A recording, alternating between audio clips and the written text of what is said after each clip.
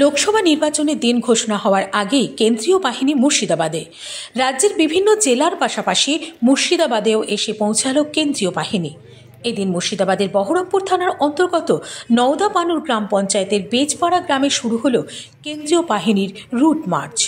এদিন বহরমপুর থানার পুলিশ আধিকারিকদের সঙ্গে নিয়ে কেন্দ্রীয় বাহিনীর একটি টিম বেশ কিছু এলাকায় রুট মার্চ চালায়।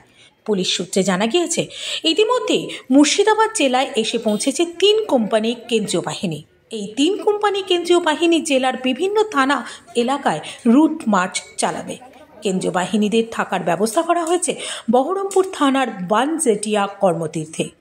এই দিন পুলিশ প্রশাসন কেন্দ্রীয় বাহিনীকে সঙ্গে নিয়ে এলাকার সাধারণ মানুষের সাথে কথা বলেন এবং সাধারণ মানুষকে তারা আশ্বস্ত করে বলেন, নির্বাচনের সময় যদি কেউ ভয়ভীতি প্রদর্শন করে তাহলে যেন তারা পুলিশকে অবগত করে। আমাদের জিজ্ঞাসা করলে এখানে ভোট কেমন হয়, এখানে ঝই ঝামেলা হয় কিনা, এইটাই জিজ্ঞাসা করলো বলে। হ্যাঁ, আমরা বললাম যে না, আমাদের এখানে কোনো অশান্তি হয় না, কোনো ঝই ঝামেলা হয় না, শান্তিপূর্ণভাবে আমাদের এখানে ভোট হয় না। আমাদের এখানে কোনো অশান্তি নেই। আমরা খুশি বলতে গেলে হ্যাঁ, এসেছে খুশি আছে অনেক। কেন আমরা চাই যে এখানে কোনো ঝই ঝামেলা না হোক, শান্তভাবে মানুষ ভোট দিতে পারুক।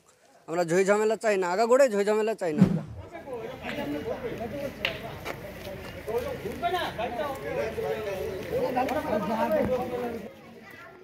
Bureau report, ITV network.